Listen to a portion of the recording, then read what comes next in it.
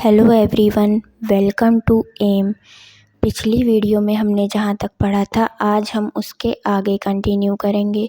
पिछली वीडियो में हमने पौधों के जड़ और पत्तियों के बीच क्या संबंध होता है ये जाना था। आज हम उसके आगे पढ़ेंगे।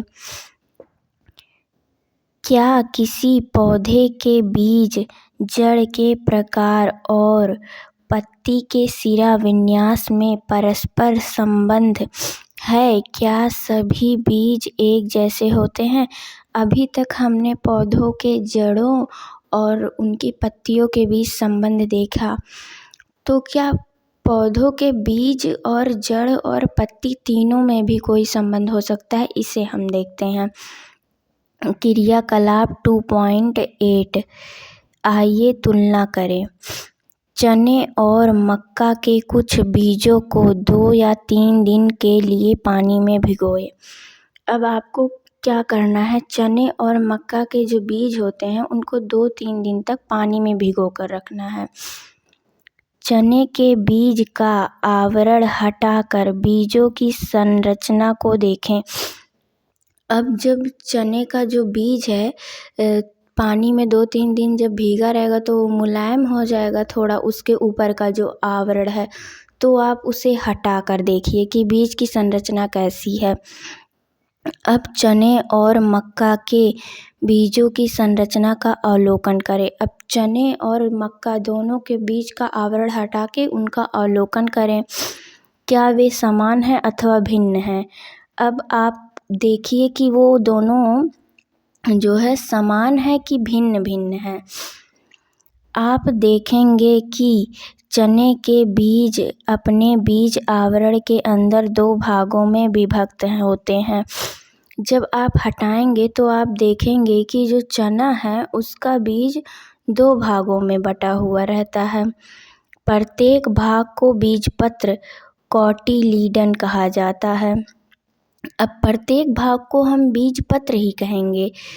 जिन पौधों के बीजों में 2 बीजपत्र होते हैं उन्हें द्विबीजपत्री डाइकोटिलीडन्स या डाइकॉट कहा जाता है। अब जैसे इसमें द्विपत्री बीज चना का फिगर दिखाया गया है, यहाँ देखिए 2 है ना, 2 बीजपत्र है, तो इसे डाइकॉट या द्विबीजपत्री कहा जाता है।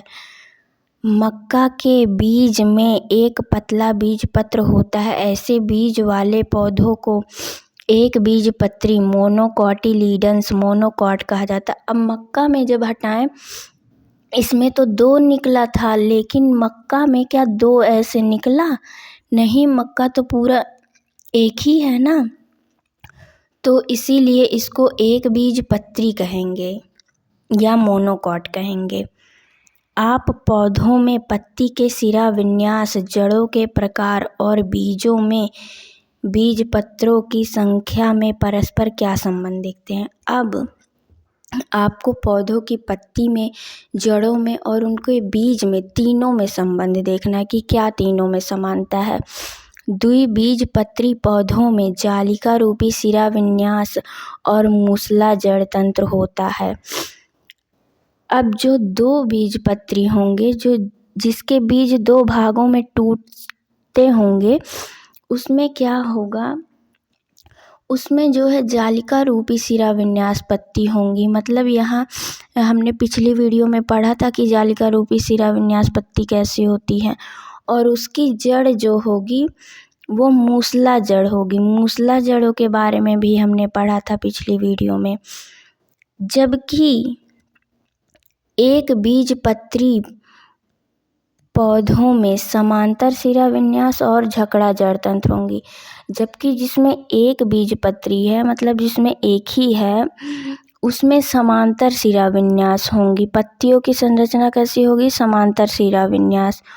और जड़ कैसी होंगी? झकड़ा जड़ें, जिसको हमने पहले पिछली वीडियो में पढ़ लिया है। आपने पौधों के समूह बनाने के लिए उपयोग की जाने वाली कुछ विशेषताओं के विषय में पढ़ा है। आइए अब जंतुओं के समूह बनाने के विषय में समझते हैं। हमने पौधों के समूह कैसे बनाया जाए इसके बारे में तो बहुत कुछ जाना। कि जो है हमने पहले तो पौधों की ऊंचाई के आकार पे और उनके तनों के आकार पे देखा, फिर हमने उनकी पत्तियों के आधार पे देखा, जड़ के आधार पे देखा, बीज के आधार पे देखा, हर तरीके से देखा। और हमने ये भी जाना कि जो द्विबीजपत्री पौधे होते हैं उसमें जालिका रूपी शिरा विन्यास होंगी और उसमें मूसला जड़ तंत्र होंगी। जिसमें एक बीजपत्री पौधे होंगे उसमें जो है समांतर शिरा विन्यास होंगी पत्तियों में और जड़ें झकड़ा जड़ तंत्र होंगी। इतना कुछ हमने पत्तियों मतलब पौधों के बारे में जाना समझा। लेकिन अब हम जंतुओं के समूह कैसे बनाते हैं उसके बारे में समझते हैं। जंतुओं के समूह कैसे बनाएं?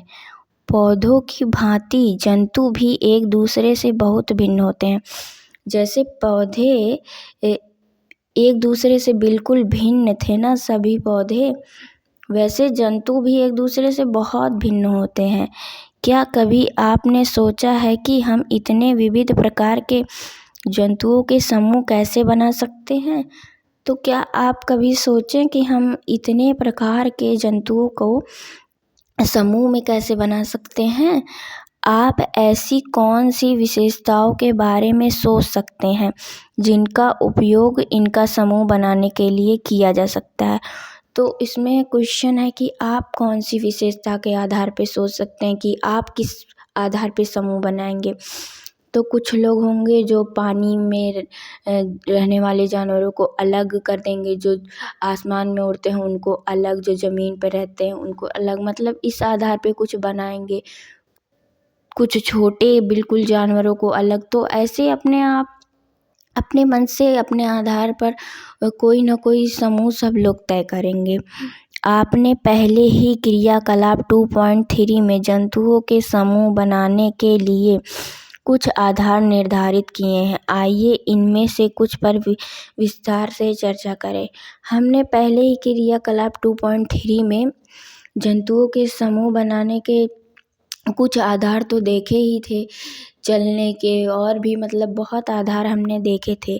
तो और अब इनको और विस्तार से जानने के लिए हम और भी चीज़ें जानेंगे और भी एक्टिविटी करेंगे, जिसको हम अपने अगले वीडियो में करेंगे। लेकिन अब हम जंतुओं के बारे में समझेंगे, जंतुओं को समूह में कैसे बांटा ना जाता है, ये सब सीखेंगे। तो आज की वीडियो को हम यहीं पर एंड करते हैं। मिलते हैं अपने नेक्स्ट वीडियो में एक नए टॉपिक के साथ।